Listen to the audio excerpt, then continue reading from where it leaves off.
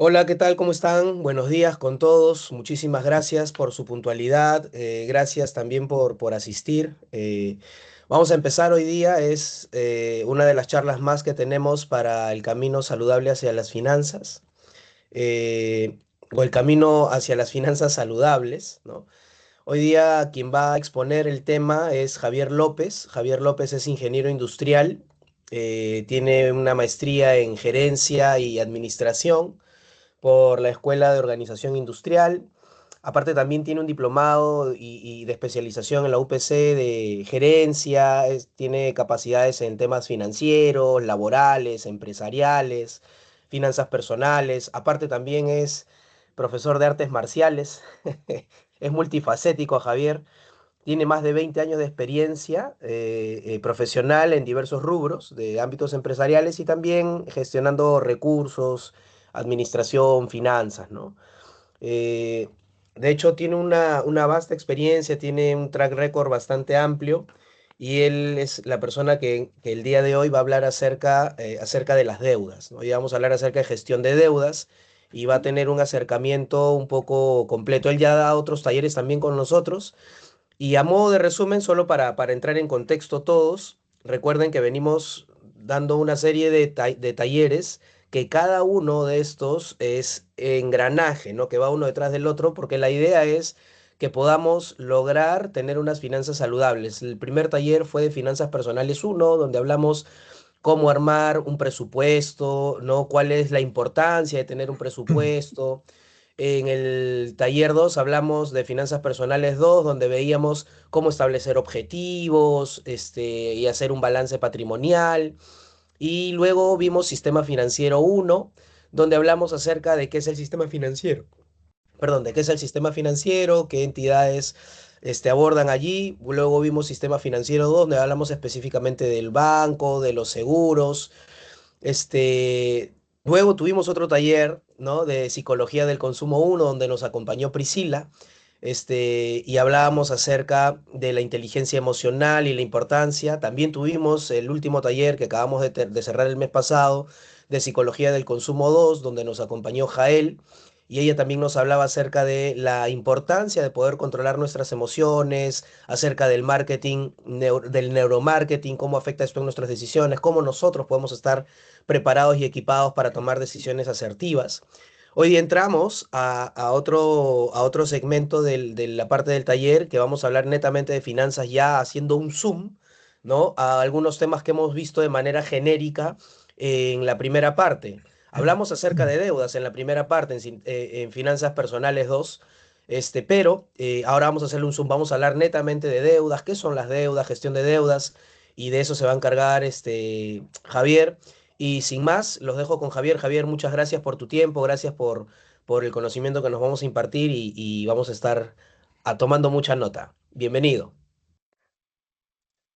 Gracias, Daniel. Bueno, buenos días con todos. Bueno, ya Daniel me presentó. Soy Javier López. Pueden decirme Javier con toda confianza. Hoy día vamos a tratar un tema que es de actualidad para todos, es el día a día, ¿no? La gestión de las deudas. Todos en algún momento nos hemos encontrado con alguna deuda, llámese por hacer uso de una tarjeta de crédito, me prestó un amigo, me prestó eh, el banco, me prestó una financiera, etcétera. Entonces, la deuda en sí es ese compromiso que nosotros estamos asumiendo para poder realizar algún gasto, inversión que nosotros tengamos planeado o no planeado, ¿eh? Y ahora vamos a desarrollarlo en el transcurso de la presentación. Ok, empezamos entonces. ¿Ok? Bueno, como ya dijo Daniel, nosotros venimos realizando una serie de presentaciones eh, de diferentes temas relacionados a las finanzas personales con Lockton, y esta es la oportunidad de tocar el tema de deudas, ¿no? Entonces, continuamos. Bueno, este soy yo, Javier López, para servirlos. Y este es el contenido que vamos a tratar hoy día. ¿Ok? Vamos a hacer una breve introducción de las deudas. Vamos a tocar qué es la gestión de deudas, algunas características, tipos de deuda, la tasa de interés, a que de repente algunos no manejan qué cosa es una tasa de interés. Y acá hay algunas particularidades que vamos a tocar. Vamos a ver también las metodologías para gestionar las deudas. Y el punto más, digamos, saltante es el sobreendeudamiento, ¿no? Las causas, efectos y algunas alternativas y estrategias que podemos nosotros llevar a cabo para poder salir de este sobreendeudamiento. Y finalmente, algunas conclusiones, yo te diría también algunas recomendaciones para que puedan llevarse a casa y en la medida de lo posible aplicarlo para que sus finanzas puedan estar mejor orientadas. ¿Ok? Entonces empezamos. Vamos a hablar sobre la gestión de deudas, ¿no? Como dice ahí la lámina, ¿no? El objetivo de esta presentación es, bueno, tener un panorama general sobre las deudas y qué estrategias podemos seguir para gestionarlas y así evitar el sobreendeudamiento. La importancia de este tema, ¿ok? Gestionar las deudas no solo es pagar lo que se debe, ¿no? Sino es hacerlo de manera inteligente y sostenible, cuidando siempre la liquidez hoy, o sea, la liquidez, el dinero o la plata que tenemos actualmente, ¿no? Hay que cuidarla y teniendo presente siempre que cualquier decisión que tomemos ahora va a impactar en el futuro, ¿no? Ok, la gestión de deudas. ¿Qué son las deudas? Como dice la lámina, es un compromiso financiero adquirido por una persona o entidad cuando se obtiene dinero o recursos a crédito. O sea, a crédito que me están dando a mí una posibilidad de tener un dinero que yo no lo tengo, ¿no? Y ese dinero que no tengo y que me lo están dando, debo devolverlo en un tiempo con o sin intereses, que ese es el costo. O sea, con o sin intereses me refiero a que hay personas que te prestan dinero, puede ser un familiar en el mejor de los casos que te preste y no te cobra intereses, ¿ok? Entonces ahí no hay costo, pero sí hay un compromiso de devolución. Y como figura en el segundo punto, ¿no? En finanzas personales, la deuda es la obligación que una persona adquiere al recibir dinero. O sea, de por sí, yo recibo dinero de una persona o una entidad y tengo el compromiso o la obligación de devolver ese dinero. Ya que ese dinero, bueno, va a ser usado para la adquisición de bienes o servicios que yo en el momento no cuente con ese dinero para pagarlo con mis propios fondos, ¿no? Algunas características de las deudas. ¿Ok? En cuanto a las características, hablamos de plazo, plazo de pago, que es el tiempo que yo acuerdo con la persona o entidad que me va a prestar el dinero. La forma de pago es cómo voy a devolver ese dinero, en cuotas, en un solo pago. Hasta incluso podríamos hablar de que se puede pactar que si yo no puedo devolver algo, dar algo en garantía para poder honrar esa deuda. Y acá un tema muy importante, la tasa de interés, que es el costo adicional, o sea, es lo que me cuesta a mí pedir, por ejemplo, 1.000 soles. O sea, si yo pido 1.000 soles con una tasa de interés de 10%, para hacerlo simple, al final voy a pagar 1.100 soles, ¿no? Ese es al final, esos 100 soles adicionales es la tasa de interés, que es el costo o lo que me cobra o la ganancia que la persona que me presta va a obtener de este préstamo. Consecuencias de impago, obviamente, lo que hablaba hace un momento, la pérdida de bienes en caso haya dejado algo de garantía. Esto también afecta la calificación crediticia que nosotros podamos tener en las centrales de riesgos, entre otros, ¿no? Bueno, también podemos mencionar acá algunas características. Siempre en toda deuda va a haber un monto, es lógico, monto o capital, ¿no? Para ir relacionándonos o acostumbrándonos a los términos un poquito técnicos. Monto o capital es lo mismo, ¿no? Las garantías. Hace un momento dije que nosotros podemos dejar algún bien o activo en garantía.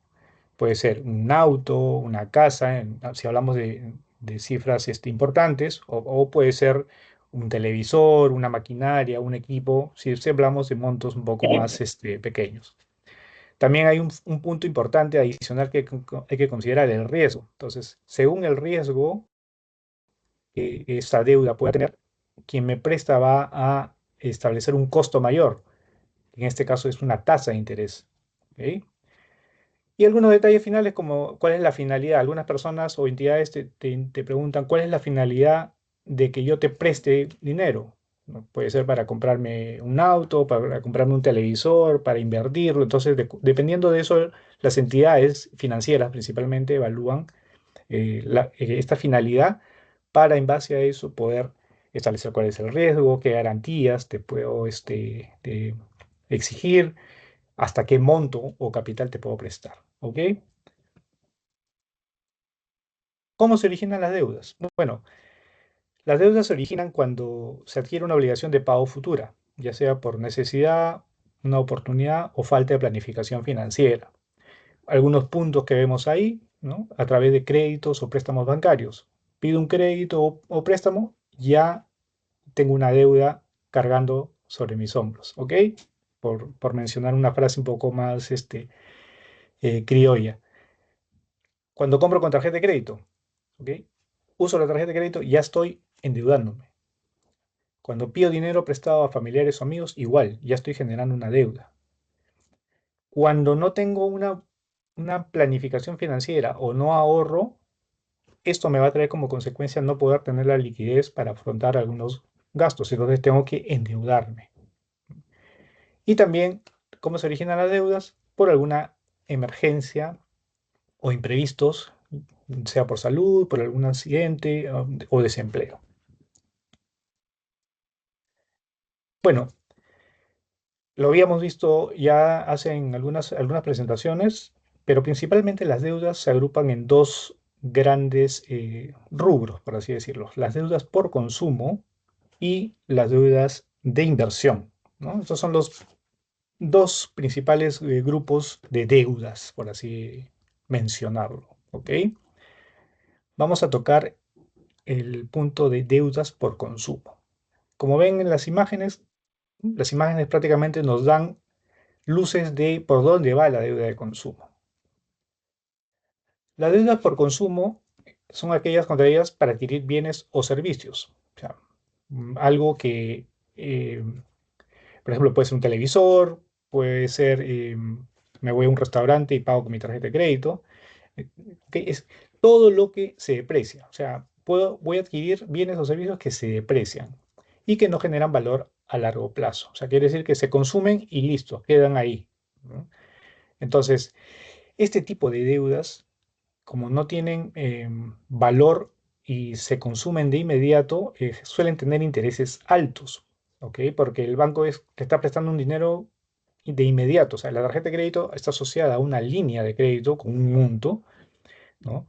Y es dinero que uno tiene, entre comillas, disponible, que no es dinero, no es dinero nuestro, pero el banco te lo da para que tú lo uses. Obviamente la trampita ahí es que cuando tú usas el dinero, el banco te va a cobrar un interés importante. ¿Ok? ¿Cuál es el riesgo de este tipo de consumos? Perdón, de estas deudas de consumo, que pueden generar una espiral de deudas mayores si no se gestionan correctamente. O sea, uno a veces asocia la tarjeta de crédito, y me voy a enfocar específicamente en este punto de la tarjeta de crédito, como un dinero que tiene a disposición, pero es dinero que no es nuestro, que cuando nosotros vamos a usar en un establecimiento, ya estamos acarreando, aparte del monto que yo voy a pagar, costos adicionales para poder comprar o adquirir algún bien o servicio, ¿no? Bueno, como dice ahí en el ejemplo, tenemos la compra de ropa, gadgets o equipos tecnológicos, vacaciones, etcétera. Algunos ejemplos adicionales, lo que mencionaba en el transcurso de esta presentación: comprar un televisor, financiar vacaciones, comprar ropa. Es decir, por ejemplo, los lugares donde más se usan las tarjetas de crédito son los centros comerciales, los malls, las tiendas por departamento. Ahí vamos a tener un alto uso de tarjetas de crédito. ¿Y cuál es la siguiente, el grupo de la otra categoría de deudas, las deudas de inversión?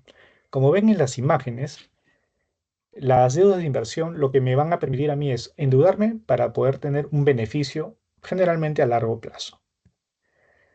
Entonces, como dice la lámina, son deudas contraídas con el objetivo de adquirir un bien o realizar una actividad que me va a generar ingresos o valor a largo plazo, a diferencia de las deudas de consumo, que prácticamente se deprecian de manera inmediata. O sea, yo en un caso consumo y no tengo ningún beneficio, en el otro lado me presto dinero para poder invertirlo, ya sea de repente a través de un paquete de inversiones, en un inmueble, en estudios, ¿no? En otro tipo de actividad o servicios que puedan darme a mí un mayor ingreso de lo que yo estoy prestándome de la entidad financiera. A estas deudas se les suele decir que son deudas buenas, porque me van a traer un beneficio a largo plazo. Pero acá siempre el tema de riesgo siempre está presente en todo lo que es finanzas. Si no se invierte correctamente, los beneficios no superarán los costos. ¿Qué quiere decir esto? Que para poder yo invertir ese dinero que me estoy prestando, que el banco o una persona me está prestando y pueda rendirme el interés o el beneficio, la rentabilidad que yo espero, tengo que conocer a quién estoy, con qué persona estoy haciendo esa inversión. Si el proyecto o negocio digamos, financieramente rentable, va a tener un valor en el futuro interesante que me pueda a mí permitir una rentabilidad. Para eso tiene que haber algunos estudios, algunas asesoramiento para poder determinar exactamente si me conviene o no invertir, porque puede ser que yo invierta en el restaurante de mi amigo que quiere poner su restaurante y de repente no ha hecho ningún estudio de mercado y el lugar donde lo pone pues no tiene una rotación de personas que le permita un ingreso sostenible y voy a terminar perdiendo. Entonces también esos son detalles que hay que tener en cuenta para poder realizar una buena inversión. Y los ejemplos, bueno, como se muestra ahí, comprar una propiedad, financiar una carrera universitaria o una pequeña empresa. ¿Ok?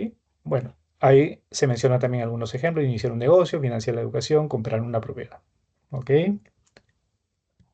Seguimos. Ahora vamos a hablar de la tasa de interés. ¿Ok? La tasa de interés es el precio que cobra una entidad por prestar dinero. Y al hablar de entidad me refiero a un banco, una financiera o una persona que pueda ser un prestamista. ¿Ok? La tasa de interés también puede ser, se puede entender que es el rendimiento o el beneficio que obtiene el prestamista al prestar ese dinero. Y también la tasa de interés se puede entender como el retorno que yo voy a tener por invertir mi dinero. ¿Ok? Si yo invierto mi dinero en un proyecto, espero tener un retorno, una rentabilidad. Entonces, esa rentabilidad se traduce en una tasa de interés. ¿Ok? En tasa de interés tenemos dos modalidades: la simple y la compuesta. ¿Ok? La simple, como dice su nombre, es simple, no tiene mayor complicaciones, es aplicar el porcentaje al monto que me prestan. ¿Ok? Bueno, como mencionaba, la tasa de interés es el costo del dinero prestado durante un periodo de tiempo determinado. Se expresa como un porcentaje del monto total del préstamo y representa la ganancia del prestamista y el costo para el deudor. ¿Ok? Este es, no pretendo acá que nos memoricemos fórmulas, ojo, esto es simplemente para efectos de presentación, para que puedan conocer cómo se calcula rápidamente la tasa de interés. La tasa de interés tiene un capital inicial que es aplicado a un interés en un periodo de tiempo. Nada más, eso es simple. Por ejemplo, como dice acá, si pides un préstamo de 1.000 soles con interés de 10% anual durante un año, ¿cuál va a ser el interés? 100 soles. Entonces, debo devolver 1.100 soles al año.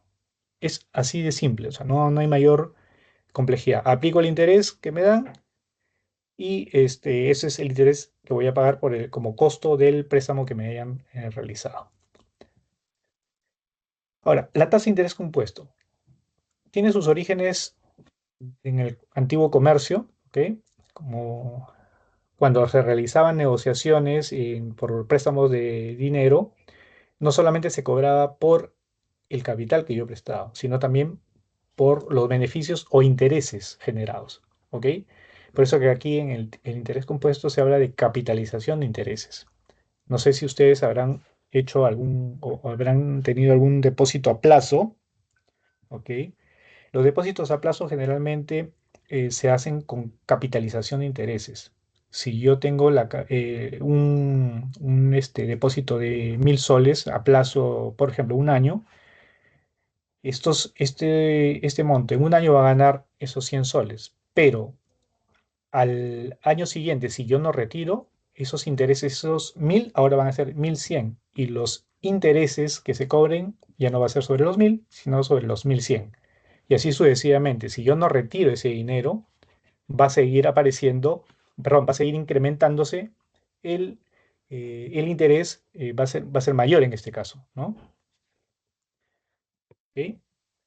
Y esta es la fórmula de interés compuesto, de igual manera, no lo coloco ahí para que se lo memoricen y lo lleven a las tiendas cuando vayan a hacer alguna compra, sino es para efectos de presentación.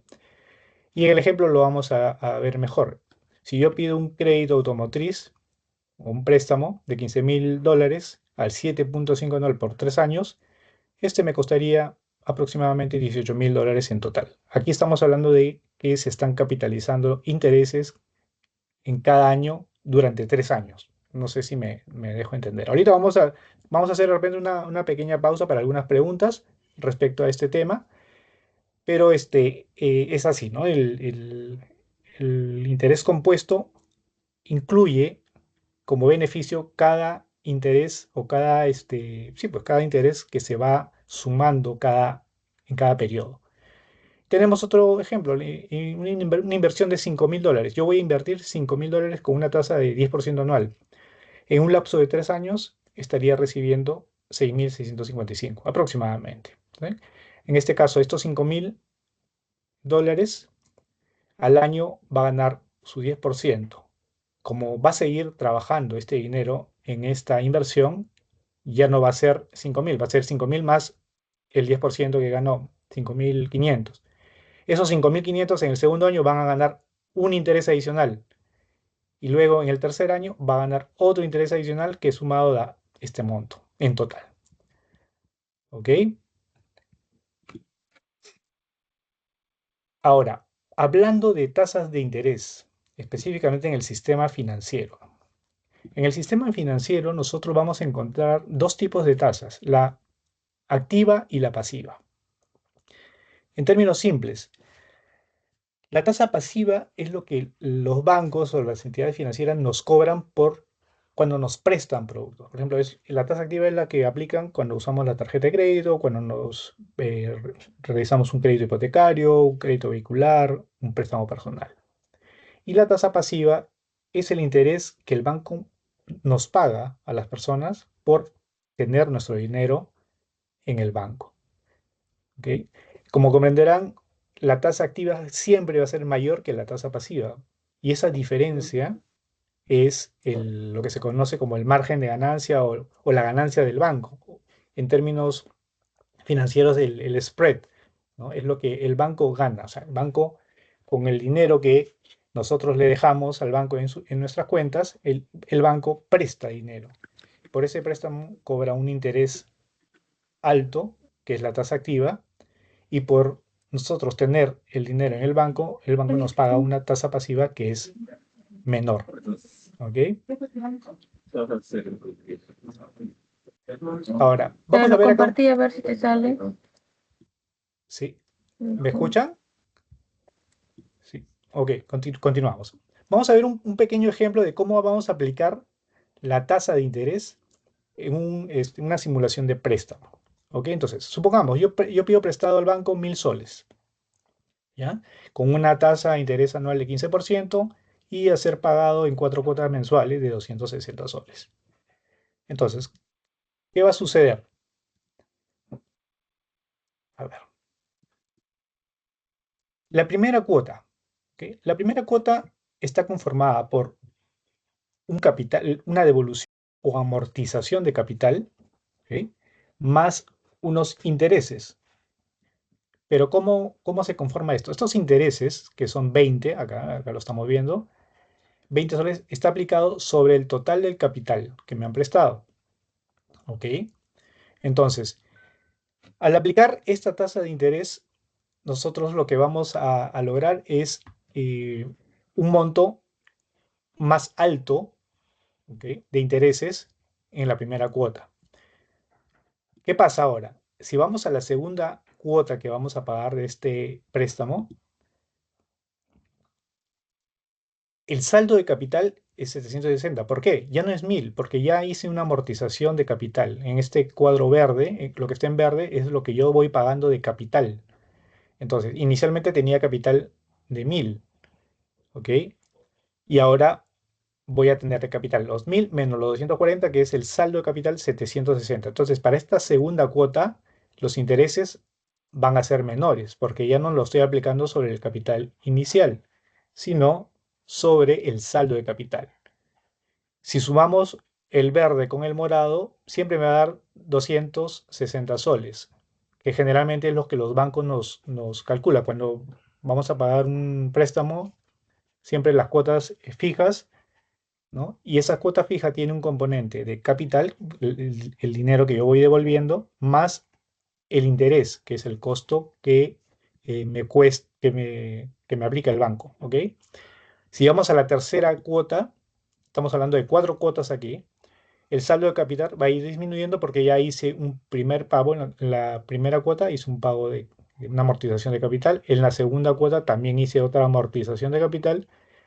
Y para la tercera me queda un saldo menor. Por lo tanto, los intereses van a ser menores cada vez.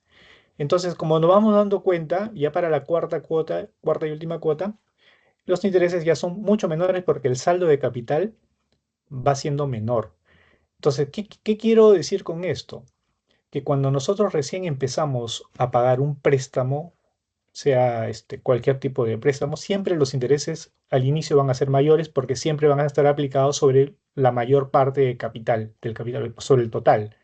A medida que vamos avanzando durante ese cronograma de pagos, las últimas cuotas ya prácticamente, como el saldo de capital es más pequeño, los intereses van a disminuir. Entonces, esta es la lógica en la aplicación de las tasas de interés en un préstamo. Entonces, siempre cuando ustedes vayan a pedir un préstamo, tengan en mente que siempre al inicio van a pagar más intereses, más intereses. Y al final van a pagar menos intereses, porque ya el saldo de capital que deben al banco va a ser menor. Por eso que a veces en algunas entidades, o generalmente en todas, ¿no? Ustedes podrían hacer adelanto de cuotas o dar un monto contra el capital. Digamos que ustedes quieren hacer un prepago cuando el capital está acá en 760 soles, quiero pagar 500 soles. Entonces el banco va a disminuir este saldo de capital en 500 soles y va a hacer un recálculo de los intereses. Obviamente va a ser menor porque ahora el capital va a ser menor. Entonces, esto era lo que quería mostrarles respecto al tema de la tasa de interés y la aplicación en los préstamos que generalmente nos aplican las entidades financieras. ¿Ok? Quisiera saber si tienen alguna consulta acá, alguna duda, algo que quieran comentar.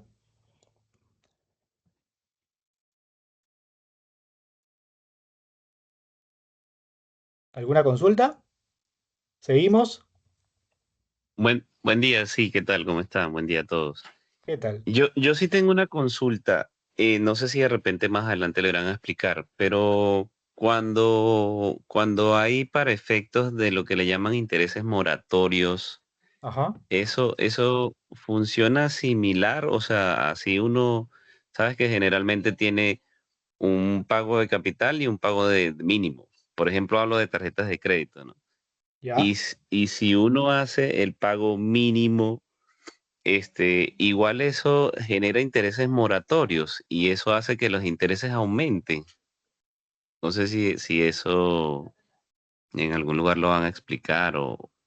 o tiene relación con esto? Mira, te aprovecho la pregunta para poder hacerte el comentario. Los intereses moratorios se pagan cuando tú no cumples el pago de una deuda. En el caso de las tarjetas de crédito, siempre los bancos optan por poner un pago mínimo, que generalmente es el total de tu deuda entre 36 cuotas, y el pago total o un pago, digamos, a cuenta.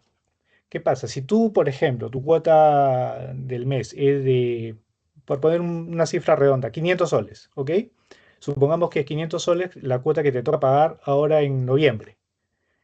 Pero ¿qué pasa? De repente tú no tienes los 500 soles, pero al ver tu estado de cuenta ves que tu pago mínimo es 100 soles, ¿ok? Entonces tenemos pago total del mes 500, pago mínimo 100. Entonces, si tú pagas los 100 soles, no hay aplicación de intereses moratorios. Lo que va a haber aplicación es de intereses, digamos, el interés compensatorio que te cobra el banco normalmente. ¿Por qué? Porque como no estás pagando los 500 soles que te corresponde en el mes, hay una diferencia que el banco está dejando de ganar. Por esa diferencia que el banco está dejando de pagar, te va a seguir cobrando intereses. Entonces, en el mes siguiente tu deuda que va a ser de 500 soles, ¿ok? Que era de 500 soles, y si pagas 100 soles te va a quedar 400. Esos 400 ya no van a pasar como 400, van a pasar como, no sé, pues 450, ¿no? Algo así. Entonces, la recomendación acá es que si uno no tiene el monto total de la cuota del mes, pague al menos el pago mínimo, pero eso no te va a generar intereses moratorios. Intereses moratorios te generaría que si tu pago mínimo es 100 y pagas 80, ahí sí te va a generar mora, porque no estás pagando ni el mínimo. ¿Ok? No sé si me he dejado entender. Sí, sí, sí, sí, entendí. Pero entonces, sí o sí, si uno solamente paga el mínimo, el banco te va a quitar algo adicional. Te va a Igual. cobrar intereses adicionales, no moratorios. ¿Ok? Porque acuérdate Ah, que lo vamos a ver en un momento más, pero los intereses moratorios también van afectando o acarrean una afectación en tu historial crediticio. Entonces hay que tener mucho cuidado con eso. Preferible ah, pagar el mínimo, si es que no se puede pagar la cuota total, preferible pagar el mínimo, hacer los esfuerzos para pagar el mínimo, ¿no? Entonces vamos a ir viendo en claro. el transcurso de la presentación. ¿Sí? Dime, te escucho. Disculpe que te y si, por ejemplo, pago, no sé, había que pagar 100 de intereses y 500 de deuda del mes, pero yo Ya, pago, por ejemplo, 300. O sea, ya. estoy pagando el mínimo y estoy pagando 200 más. Ah, Igual ya. eso me va a generar un interés compensatorio, igual. Los intereses compensatorios, o, digamos, para que se entienda, son los intereses que el banco te cobra por hacer uso de su dinero, ¿ok? Entonces, mientras tú no pagues las cuotas que el banco te ha establecido, si tú no pagas, va a haber obviamente un cobro de intereses, moratorios y compensatorios. Entonces, lo que te estoy entendiendo en este momento es que tú me dices, si tu cuota, por ejemplo, es 500, el mínimo es 100 y tú pagas más más de los 100 soles, pero no llegas a los 500, ¿es así? Sí, correcto. Ya. Ok, entonces, claro, ya estás pagando más del mínimo. De por sí ya no van a cobrarte intereses moratorios. ¿Ya? Y, pero, ¿qué pasa? No estás llegando a los 500, pero va a cargarte menos intereses que si no pagaras nada, ni los 100. No sé si estoy siendo claro con eso. O sea, si tú pagas 100, de los 500 que debes pagar, ya te evitaste los intereses moratorios. Ahora, si adicional a esos 100 pagas, suponiendo 200 soles más, que sería en total 300 de los 500, vas a tener un saldo sobre el cual se van a aplicar intereses. Eso sí es inevitable, ¿no? Porque no estás cumpliendo con el pago de la cuota total. Pero va a ser menos intereses que si solamente pagara los 100, ¿no? Digamos que de alguna forma eh, cumples con el mínimo, pero todavía no llegas a la cuota total, por lo cual va a haber una aplicación de intereses adicionales, ¿no? Ah, ok. Entonces la única forma de no recibir un cobro es pagar la deuda del mes. Es la del única mes. forma. Claro, pero volviendo al punto que tocaste inicialmente, si hablamos de intereses moratorios, ¿ok? Pagando el mínimo, evitas eso, Ok, ok. Vale, ¿ok? vale, muchísimas gracias. A ti, ¿ok? Listo. Entonces continuamos con la presentación, ¿ok? Ahora vamos a entrar a lo que son las metodologías para gestionar deudas, ¿ok? Ya lo hemos visto anteriormente, ¿ok? Estas metodologías son estrategias o planes que nos ayudan a reducir o eliminar deudas. eh, Siempre con el enfoque de optimizar los recursos con los cuales nosotros disponemos y así poder evitar el sobreendeudamiento, que es específicamente en esta presentación creo que es el punto un poco más álgido, ¿ok? Esto ya lo hemos visto anteriormente, igual lo vamos a repetir ahora, vamos a tocar ese tema. Ahora, recomendaciones previas para poder aplicar metodologías, estas metodologías que nos van a permitir gestionar deudas y también el sobreendeudamiento. Lo primero que tenemos que hacer es tener un inventario, por así decirlo, un inventario, un listado de todas las deudas bancarias y no bancarias que tengamos en este momento. ¿Ok? Hay que tener ese listado de deudas con los montos iniciales prestados y los saldos que tenemos por pagar. ¿Ok? De esa manera ya tenemos cuantificado en números, en cifras, porque es diferente, es muy diferente verlo así en palabras que verlo en un papel o en una computadora con números. Ahí con números uno ve la magnitud, el impacto, ¿ok? Y de ese modo ya podemos tener claramente cuáles son las deudas con las cuales nosotros estamos inmersos. Luego hay que hacer un cálculo de nuestros ingresos y gastos mensuales. Esto va de la mano a un presupuesto que debemos manejar en casa. Eh, Nosotros tenemos que ver, las personas naturales, tenemos que vernos como si fuéramos una empresa también. Todas las empresas manejan presupuestos, manejan flujo de caja. Igual las personas tenemos que hacer lo mismo, porque si no vamos a entrar en una espiral de desorden y lo cual nos puede acarrear un excesivo uso de deuda, ¿no? Entonces, el segundo punto que tenemos que tener presente es calcular nuestros ingresos y los gastos para entender cuál va a ser nuestro flujo de efectivo, ¿no? Y cuánto podemos destinar de esos ingresos al pago de deudas, ¿ok? Y un tercer punto, que también lo vamos a ver como parte de las metodologías, es mantener la comunicación con los acreedores, o sea, las personas a las cuales le debemos. Si no podemos cumplir con lo que nosotros nos hemos comprometido, tratar de explicarles la situación, que que sepan que nosotros somos personas que queremos honrar nuestras deudas y de repente ahí explorar algunas opciones o mecanismos que nos puedan permitir cumplir con ese pago. ¿Ok? Entonces, entramos en materia. La primera metodología es esta, la de la bola de nieve. Esta metodología tiene un enfoque en deudas pequeñas. ¿Qué quiere decir? Que de repente esto es más ad hoc para una persona que de repente está iniciándose en esto, se ha endeudado y no tiene un, este, una visión aún financiera. Entonces, ¿qué puede hacer esta persona? Enfocarse en las deudas más pequeñas. ¿Ok? Me enfoco en las deudas más pequeñas para pagarlas lo más pronto posible. Esto nos va a generar un impulso psicológico positivo para seguir abordando las deudas y poder seguir saliendo de ellas, ¿no? La segunda metodología es el método de la avalancha. Aquí muy similar a bola de nieve, pero en este caso se priorizan las deudas con mayor interés. Con esto, ¿qué logramos? Reducir el costo total. O sea, como yo me estoy enfocando en deudas con mayor interés, lo que voy a lograr es bajar ese costo adicional que yo tengo que pagar por el dinero que me han prestado. ¿Ok?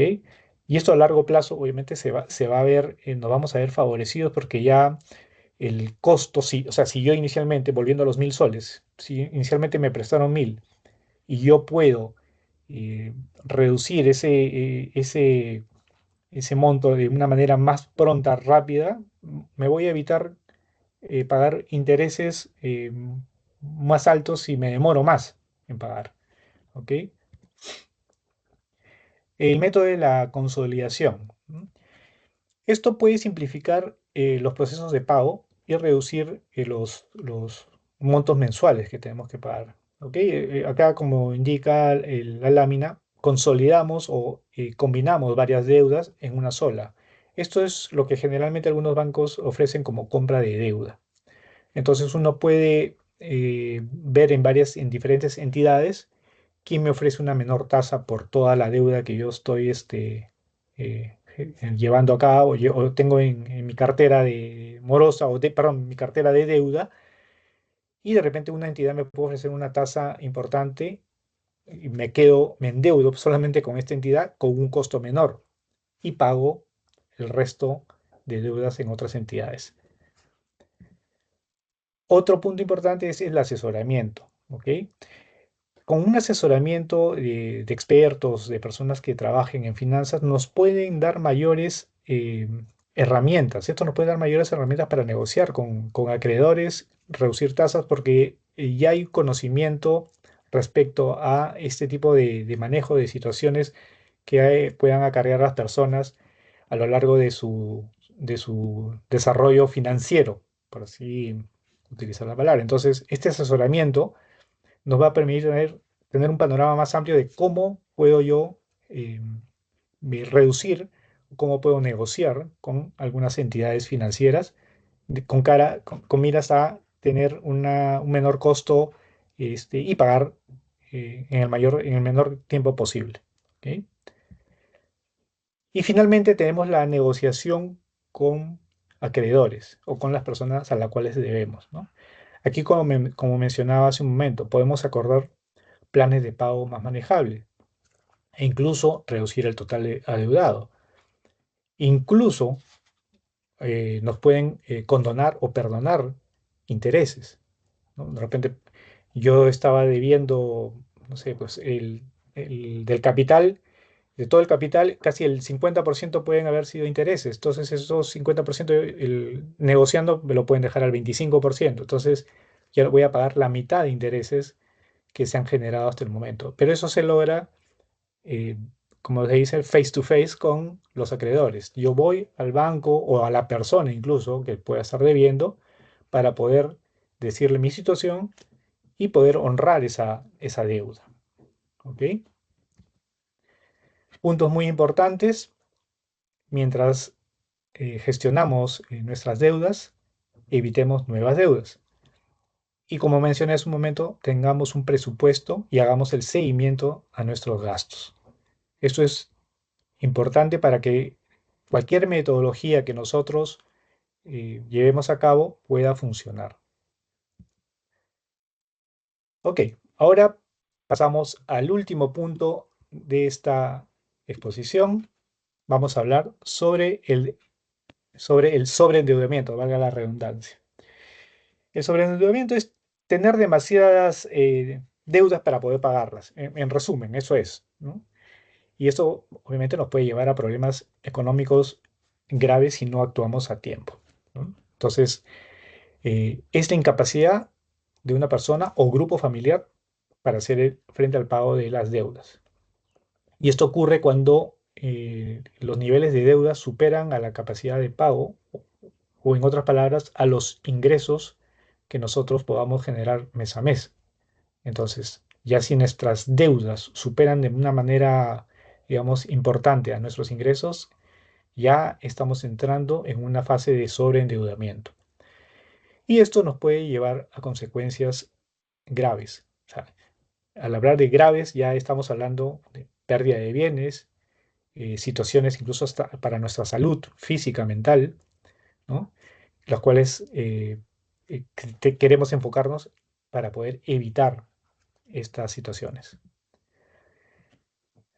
¿Qué ocasiona el sobreendeudamiento? Bueno, es claro que una mala planificación financiera nos va a llevar a un sobreendeudamiento, ¿no? Porque si no tenemos un presupuesto, no tenemos nuestros gastos perfectamente identificados y entramos en una espiral de gasto impulsivo, entonces ya prácticamente es un check que voy a entrar a una fase de sobreendeudamiento. El uso excesivo de tarjetas de crédito, préstamos, ¿no? El consumo compulsivo, pérdida de empleo o reducción de ingresos. Obviamente esta es una situación que puede pasar de manera fortuita también y bueno, obviamente esto va a afectar el presupuesto o los gastos que nosotros hayamos tenido planeado realizar. Enfermedades o emergencias familiares que sean impliquen un gasto o una disposición de dinero importante, obviamente nos va a llevar a estas situaciones de sobreendeudamiento. Sobreestimar la capacidad de pago. A veces nosotros pensamos que tenemos la capacidad de pagar. Voy a comprarme un auto. Sí, yo lo puedo pagar, quiero tener mi auto.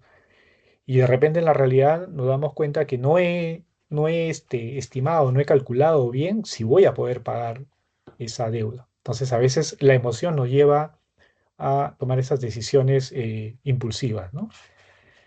Y el punto 6, un punto muy importante que se denomina el endeudamiento para cubrir otras deudas, también conocido como el carrusel, ¿no? Muchos optan por este carrusel, saco dinero de una entidad para pagar a otra y termino endeudándome con otra entidad. De repente no pago todo la deuda que tenía con la entidad para la cual he sacado plata. Entonces comienzo a hacer ese carrusel porque voy a necesitar sacar plata de otra entidad para cubrir otra deuda. Entonces, esto es muy peligroso y nos puede llevar a una situación de sobreendeudamiento importante. Incluso acá ya prácticamente eh, temas de estrés, de problemas familiares se dan, ¿no? Entonces, ahora lo vamos a tratar. Efectos del sobreendeudamiento. Tenemos efectos financieros y efectos personales y emocionales. En los efectos financieros está la incapacidad para cubrir gastos, está la acumulación de intereses o costos financieros, ¿no? Al hablar de costos financieros hablamos de intereses, cargos, comisiones, etcétera, ¿no? Lo que les mencioné hace un momento, daño al historial crediticio. Entonces, si nuestro historial crediticio no está, digamos, en un estado normal o aceptable para las entidades financieras, no vamos a ser sujetos de crédito para ninguna de ellas y vamos a vernos en una situación prácticamente, vamos a estar relegados en el ámbito financiero, al menos acá en el Perú, ¿no? Puede generar la pérdida de bienes. Lo que les mencionaba también, si hemos puesto como garantía algún vehículo, alguna casa, alguna maquinaria, entonces si yo no puedo hacer el pago de esas deudas, corro el riesgo de perder esos bienes. Si es que ya no los voy a perder porque ya no puedo pagar debido al sobreendeudamiento. Y en los efectos personales, emocionales, bueno, está situaciones de ansiedad, estrés, depresión, conflictos familiares, aislamiento social, ya que como no tengo el dinero para poder solventar, para poder cubrir deudas, mucho menos voy a verme afectado con mi propio presupuesto, lo cual me va a obligar prácticamente a encerrarme, a hacer el gasto mínimo y eso me va a causar un aislamiento social, ¿no? En el caso de los conflictos familiares, supongamos que la esposa o el esposo no estuvo de acuerdo con realizar un gasto que involucraba un crédito, un préstamo, entonces vienen discusiones, problemas, ¿no? También si me ha prestado mi papá, mi hermano, mi hermana, mi cuñado, entonces ya se generan diferentes tipos de situaciones familiares a raíz de no haber sabido manejar bien nuestras deudas y lo cual nos ha llevado a un sobreendeudamiento. ¿Y qué puedo hacer? Ok, vamos a tomar algunas acciones para poder, eh, tener algunas como estrategias para poder enfrentar las situaciones de sobreendeudamiento. Primero, ya lo habíamos visto anteriormente, la consolidación de deudas, tratar de unificar todas nuestras deudas en una sola con mejores condiciones. Reestructurar nuestra deuda, ¿ok? Aló, Negociar nuevos plazos. ¿Sí? ¿Alguien quiere intervenir? Ok, continuamos. Reestructuración de deuda, ¿ok? Negociar nuevos plazos con nuestros acreedores, ¿no? Con entidades bancarias o personas que nos hayan prestado para lograr mejores condiciones, incluso si nos pueden condonar parte de la deuda. Asesoría financiera, ¿ok? Buscar ayuda profesional para pues, poder planificar estos pagos y conocer algunas alternativas que nos puedan permitir ir saliendo de este sobreendeudamiento. Venta de activos no esenciales. Aquí a lo que me refiero es a que para poder generar más ingresos que permitan cubrir nuestras deudas, tenemos que ver algunas alternativas inmediatas. Por ejemplo, si tengo un auto que con un bien mantenido y tengo deudas, obviamente, pues si las deudas son demasiadas, voy a tener que vender ese auto. Si tengo una maquinaria, un equipo, también. Un televisor, un celular de alta gama, algunos, no sé, pues ropa, zapatillas, qué sé yo. Entonces, aquí hay que ponernos creativos para poder generar mayores ingresos. ¿Ok? Si no, pues, si no tenemos la capacidad de afrontar nuestra deuda solo con nuestros ingresos mensuales, tenemos que ver otras alternativas para poder generar mayores ingresos y que eso pueda estar destinado a cubrir la deuda. Y finalmente, declararnos en insolvencia personal. Aquí en el Perú, ¿ok? No existe la figura de la quiebra de una persona natural. ¿Ok? Lo que hace es ante una demanda por deudas, el juez lo que hace es incorporar a la persona en el registro de deudores. Ya estar en ese registro de deudores ya está prácticamente uno con una cruz, ya está uno marcado en el sistema financiero. Entonces, esta es una opción en la cual ya uno no puede, ya no puede cubrir nada, ya prácticamente financieramente uno ya está declarado como una persona, digamos, con problemas. Ya no se le puede, no se va a poder acceder a ningún crédito, ningún préstamo.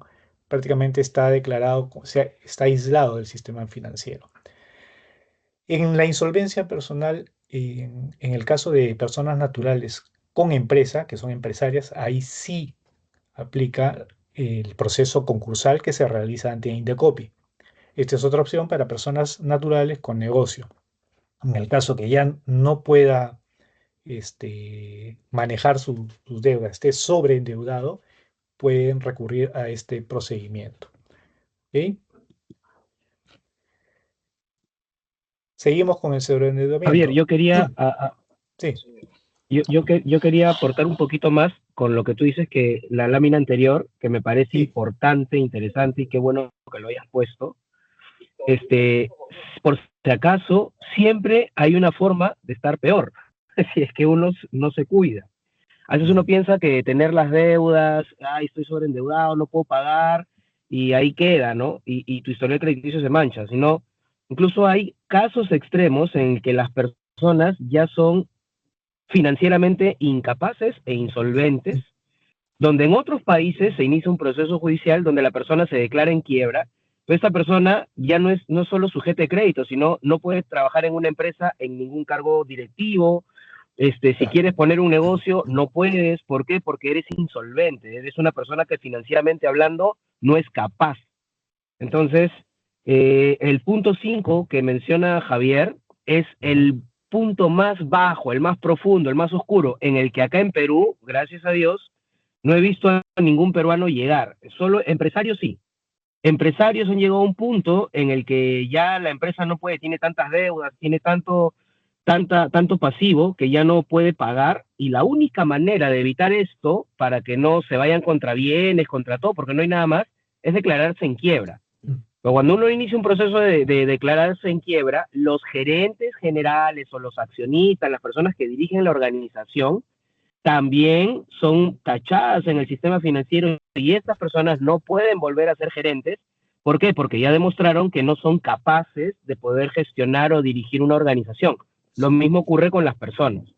Entonces, este punto que menciona Javier, yo sé que pocos lo conocen, es posible, acá en Perú no hay una reglamentación per se para las personas naturales, pero sí para las jurídicas, pero sí se puede llegar a ese punto. Entonces, la, la, la reflexión con esto, con este último punto que menciona Javier, es que de verdad nosotros podamos tomar conciencia y podamos tomar acción sobre las deudas que tenemos. Por último, si tenemos deudas fuertes y todo, acercarnos al banco a negociar, a consolidar.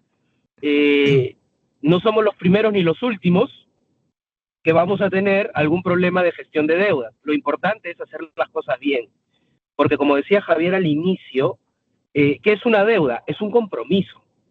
Entonces, si nosotros no cumplimos, no honramos nuestros compromisos, ya de por medio, de por sí, quien está siendo menguado es nuestro nombre, somos nosotros. Entonces, somos catalogados como personas que no son capaces de asumir compromisos. Y eso es lo crítico. ¿No? Una deuda no es algo simple como que, dejo de pagar y no pasa nada porque no hay prisión por deudas. En efecto, no hay prisión por deudas, pero no es algo tan simple como que dejo de pagar y ya. Si tú dejas de pagar, no te vas a ir preso, pero poco a poco este sistema está creado de tal manera que si tú no honras, no cumples, bueno, vamos a hacer el patito feo, ¿no? Y ya nadie te va a querer prestar, nadie va a querer ayudarte, y cuando tú tengas una necesidad de liquidez, vas a estar complicado, ¿no? Eso, disculpa Javi, pero me pareció importante resaltar y reforzar ese último punto. Sí, está bien. Gracias por el aporte, Dani. Y, y justamente por eso está en color rojo ese punto, ¿no? Porque ya es prácticamente la última situación a la cual uno podría llegar.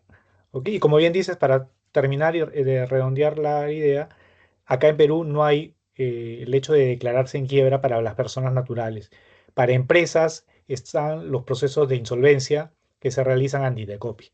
¿Ok? Ok, continuamos entonces. ¿Y qué puedo hacer para poder ir saliendo de este hueco, de esta situación que nos tiene, que nos puede tener un poco complicados? Elaborar un presupuesto realista y cumplirlo estrictamente. Ya lo había mencionado anteriormente, ¿ok? Priorizar el pago de deudas mayores, evitar nuevas deudas durante este proceso, ahorrar aunque sea una pequeña cantidad, ¿no?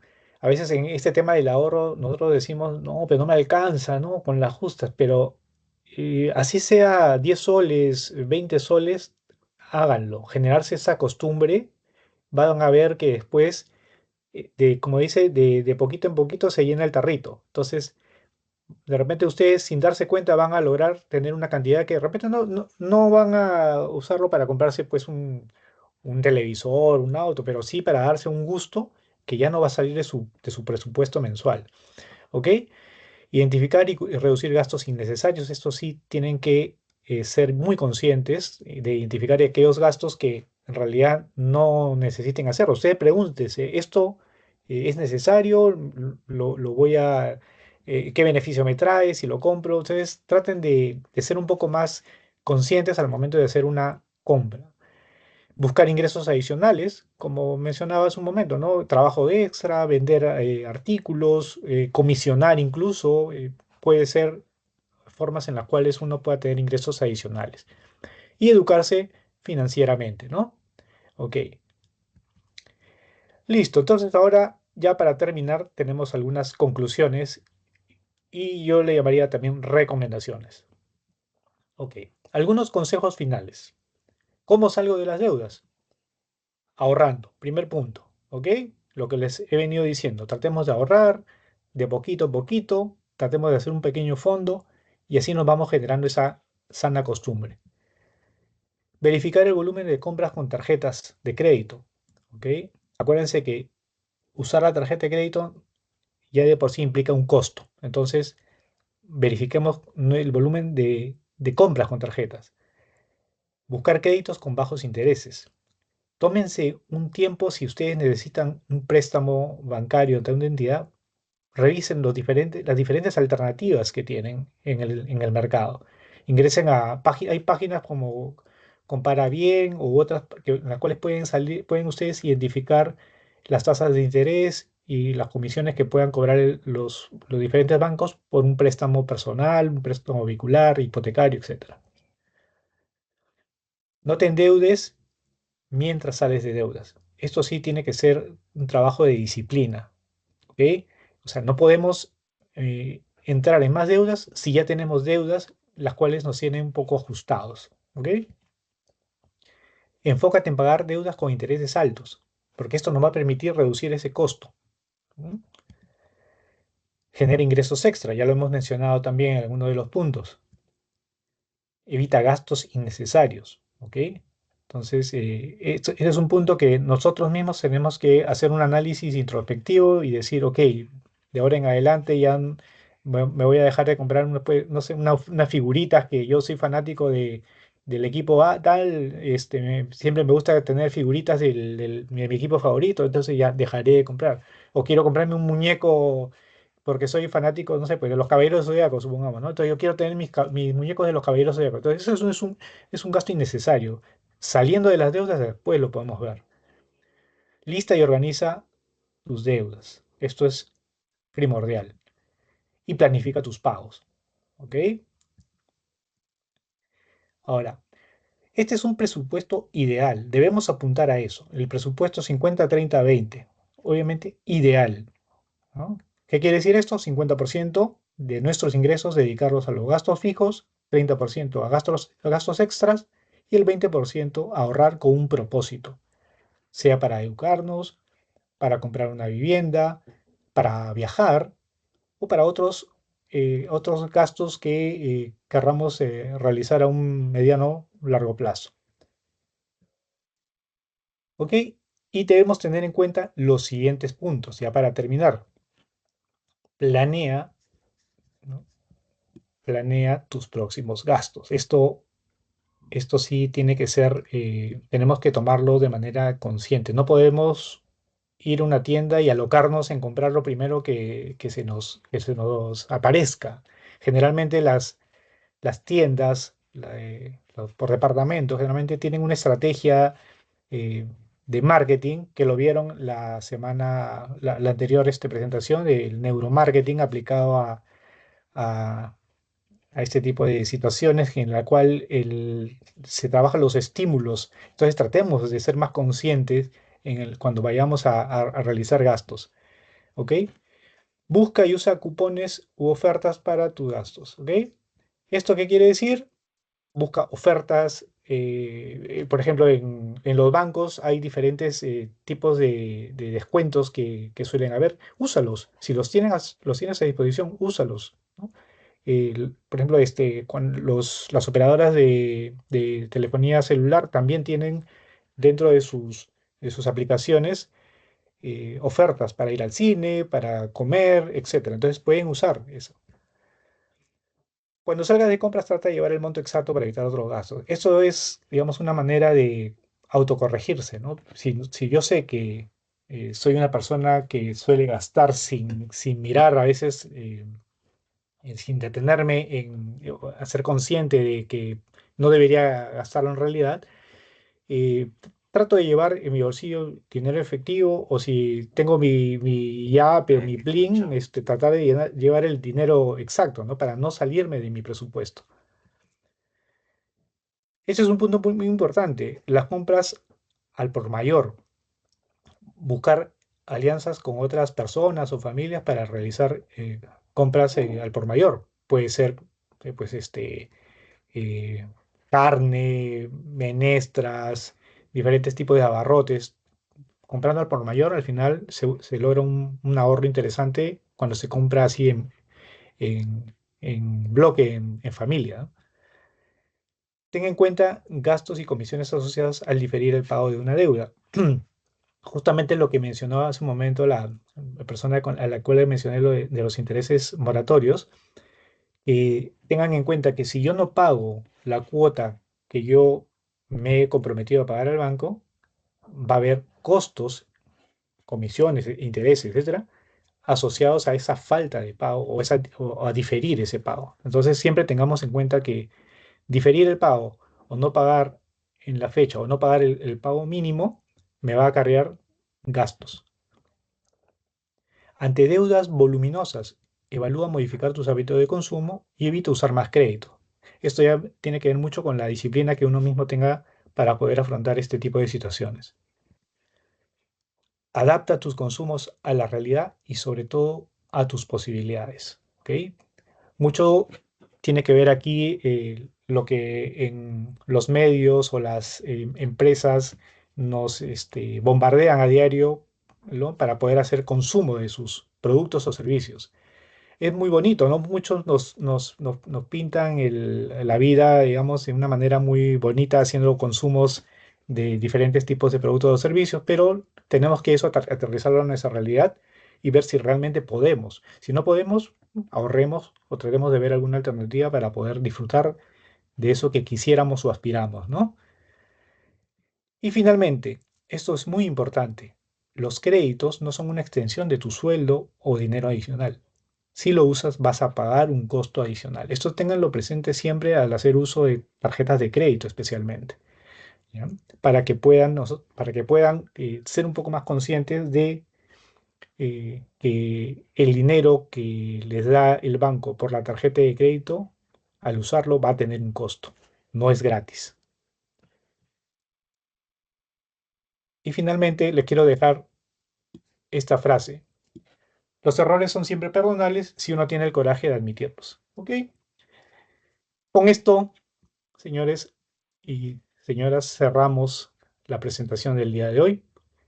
Han sido ustedes muy amables por su atención y si hubiera alguna consulta o pregunta, estoy a su disposición.